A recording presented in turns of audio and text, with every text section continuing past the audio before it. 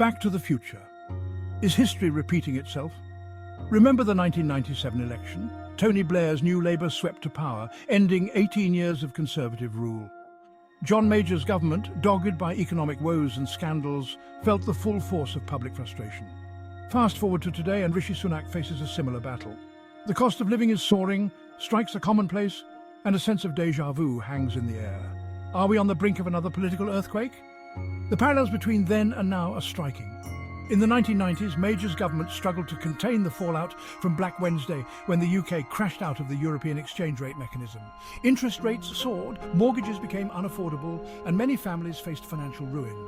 Today, the Bank of England grapples with spiralling inflation, hiking interest rates to a 15-year high. The result? Another mortgage crisis is brewing, squeezing homeowners and renters alike. With a general election looming, the question remains, will history repeat itself? Let's delve into the specifics. Major's government, despite inheriting a recession, stuck rigidly to its guns, prioritising low inflation above all else. Sound familiar? Sunak too has made tackling inflation his #1 priority. His approach, much like Major's, involves raising interest rates to curb spending. Both administrations share a belief in tight fiscal policy, essentially keeping a tight rein on government spending.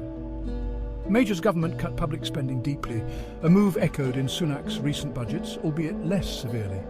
The justification? To get the public finances in order and restore economic stability. The result? Critics argue that these policies disproportionately impact the poorest and most vulnerable in society. Fast forward to today, and we meet Liam, a young graduate crippled by student debt and facing sky-high rents. The question is, will voters make the same choice they did in 1997? It's easy to get bogged down in the technicalities of economic policy. But what do these policies actually mean for ordinary people? In the 1990s, Major's focus on low inflation came at a cost. Public services, starved of funding, struggled to cope. Unemployment, though falling, remained stubbornly high. For many, the economic recovery felt like a distant promise. Fast forward to today and the picture is eerily similar. The NHS, once the envy of the world, is creaking at the seams after years of underfunding. Schools grapple with larger class sizes and fewer resources. The social safety net, designed to catch the most vulnerable, has been stretched to breaking point. The question is, for how long can this continue before something gives? Section 4, The Legacy of 97, a generation haunted by economic uncertainty.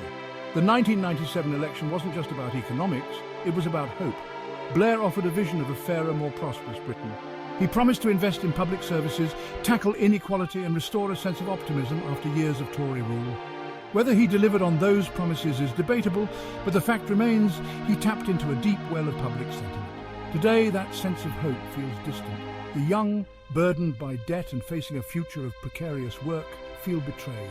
The old, worried about the state of the NHS and the rising cost of living, feel ignored.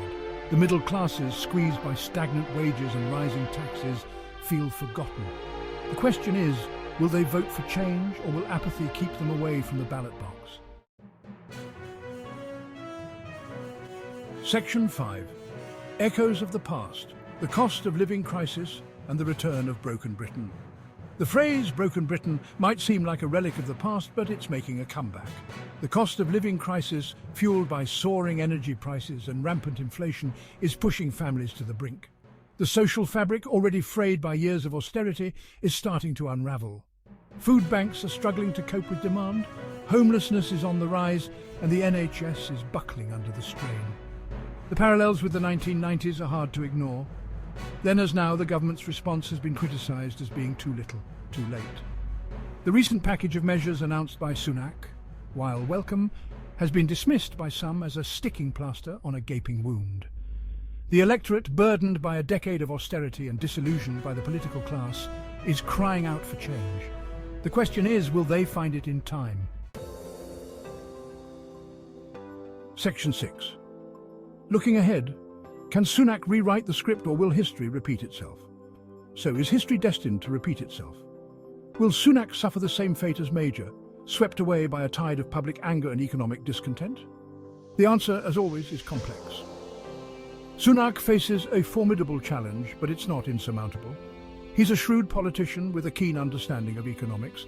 He's shown a willingness to intervene in the economy, as evidenced by his furlough scheme during the pandemic.